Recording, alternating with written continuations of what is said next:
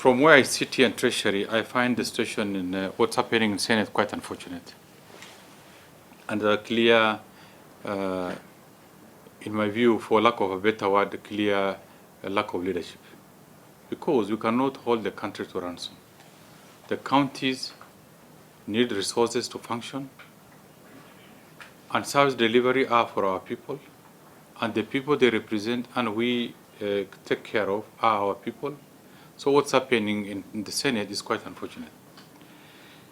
In Treasury, our hands are completely tied. At the Division of Revenue, the National Assembly has actually appropriated whatever amount of resources to the counties. And the disbursement can only take place if the CARA, if Senate makes a decision. And the fact that the Senate has not agreed, then we are likely to have a problem for a longer time.